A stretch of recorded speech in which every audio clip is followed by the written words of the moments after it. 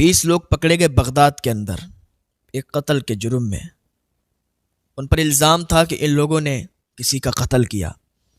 19 لوگ چھوٹ گئے، کوئی کسی کا حمایتی بن کے آیا، کوئی کسی کا سفارشی بن کے آیا، کوئی کسی کا ضامن بن کے آیا۔ 19 لوگوں کو چھڑا دیا گیا۔ فقط ایک آدمی، ایک انسان جو مسافر تھا، جو ادھر ادھر سے جایا کرتے نا مسافر، تو کبھی کبھی پھنس جایا کرتے ہیں، تو وہ بھی پھنس گیا۔ وہ ایک مسافر تھا، اس کا اب وہاں کوئی نہیں تھا جو اسے بچانے کے لیے آئے، اور جس کا کوئی نہیں بچتا ہے نا، اور وہ اللہ کی طرف لو لگاتا ہے تو اللہ تعالیٰ اس کی مدد فرماتا ہے۔ وہ سجدے میں گر گیا۔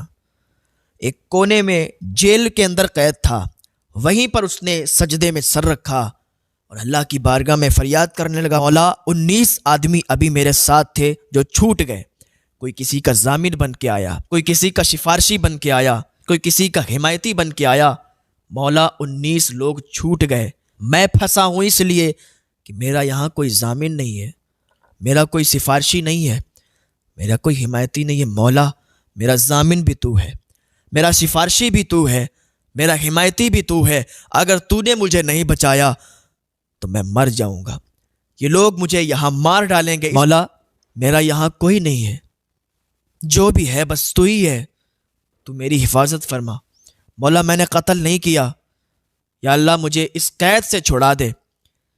اللہ کی بارگاہ میں جب اس نے رو رو کے فریاد کی نا، بغداد کی سرزمین پر ہارون رشید سویا ہوا تھا۔ ہارون رشید کو ایک دم آواز آئی، غیب سے آواز آئی، ہارون اٹھ اور جا فلاں انسان کی مدد کے لیے جا۔ وہاں پر جانے کے بعد اس کو اس قید سے رہائی دلوا، اس قید سے چھٹوا، ورنہ وہ قتل کر دیا جائے گا۔ ہارون رشید نے ادھر ادھر دیکھا، کوئی نہیں تھا، بس آواز آ رہی تھی لیکن آواز دینے والا نظر نہیں آ رہا تھا۔ جو اللہ کے ہوتے ہیں نا، جو اللہ کی طرف لو لگاتے ہیں نا، جو اللہ کو پکارتے ہیں، تو چاہے کہیں بھی پھنس جائیں اللہ ان کی مدد کے ہاں بالکل، جب اللہ کو کوئی پکارتا ہے تو اللہ اس کی مدد کے۔ اللہ کا نیک بندہ ہونا چاہیے، یہ نہیں کہ راتوں دن ہم گناہ کرتے جا رہے ہیں، راتوں دن ہماری راتیں بھی گناہوں میں جا رہی ہیں، ہمارے دن بھی گناہوں میں جا رہے ہیں، اور ہم پھر اللہ کو پکارتے ہیں، مدد نہیں ہوتی تو کہتے ہیں اللہ کی طرف سے کوئی مدد ہی نہیں آئی ہے۔ رات دن شرابیں پئیں، رات دن قتل و غارت کریں، رات دن زنا خوری کریں، اور پھر اللہ کو پکاریں اور مدد نہ آئے تو کہتے ہیں پھر اللہ کی طرف سے مدد نہیں آئی ہے۔ ہاں وہ تو ہم بچے ہوئے ہیں حضور کی وجہ سے، حضور صلی اللہ تعالیٰ علیہ وسلم کی وجہ سے نہ جانے کتنے زلزلے آتے، اور آنے کے بعد ہم سب تباہ و برباد ہو چکے ہوتے۔ ایسے ایسے زلزلے ابھی آ چکے ہیں کہ اگر اللہ چاہتا تو ہم سب کو اس میں غارت کر دیتا، ہم سب کو اس میں تباہ و برباد کر دیتا۔ پورے پورے مکان ہل گئے، دہشت مچ گئی کہ زلزلے زلزلے، ہر طرف زلزلہ زلزلہ کی آواز آ رہی تھی۔ لیکن کیا ہوا؟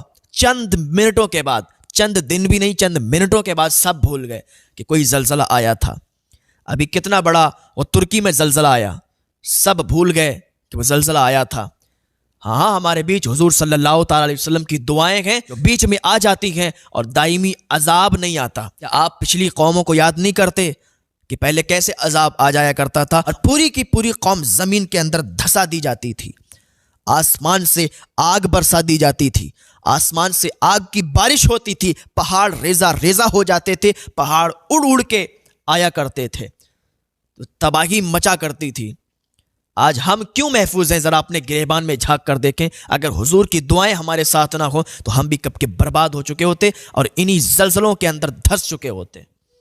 سمجھ میں نہیں آتا ہم کو، ہم کیا کر رہے ہیں، کچھ سمجھ میں نہیں آتا۔ ذرا دیر کے لیے اگر زلزلہ آ جائے نا تو پھر سب کی زبان پر اللہ اللہ ہوتا ہے، سب کی زبانیں بس اللہ کو پکارتی ہیں۔ فوراً جاؤ مسجد میں اذان پڑھ دو، اپنے گھر میں اذان پڑھنے کے لیے لوگ کھڑے ہو جاتے ہیں۔ لیکن جب زلزلہ ختم ہو جاتا ہے، کوئی آفت جو آنے والی ہوتی ہے ٹل جاتی ہے، پھر سب لوگ اپنے اپنے کاموں میں بزی ہو جاتے ہیں، پھر سب لوگ گناہوں میں لگ جاتے ہیں، شراب پینے والے شراب میں لگ جاتے ہیں، زنا خوری کرنے والے زنا میں لگ جاتے ہیں، چوری کرنے والے چوری میں لگ جاتے ہیں، ہر آدمی اپنے اپنے کاموں میں بزی ہو جاتا ہے۔ پھر کسی کو کوئی زلزلہ یاد نہیں رہتا، پھر کسی کو وہ آنے والی مصیبت پریشانی یاد نہیں رہتی کہ اتنی بڑی مصیبت ہمارے سر سے ٹل چکی ہے، کوئی یاد نہیں کرتا۔ کیوں نہیں؟ جب پڑھتی ہے نا تب سمجھ میں آتا ہے۔ شکر ادا کریں اللہ تعالیٰ کا، اور جتنی بار آپ شکر کرو گے نا کم ہے۔